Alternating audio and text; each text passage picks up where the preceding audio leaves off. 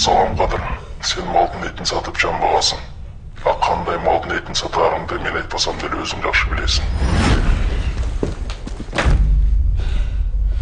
Өлгөнүнө экеле күн болуптур. Кармайлы элек. Терисиң шылып жиликтей бер. Өрөтмөй салбайлы. Арам өлүп калып турам.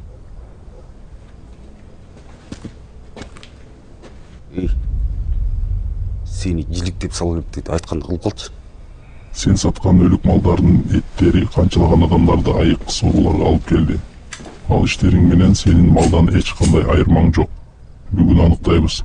Сен малсыңбы же адамсыңбы? Кабыласына болот көрсө.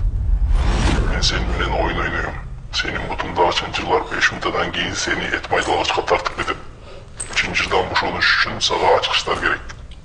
Ал ачкычтар сенин денеңдин теринин астында салынган.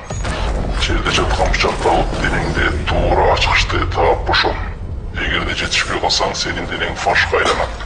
Убакыт кетти.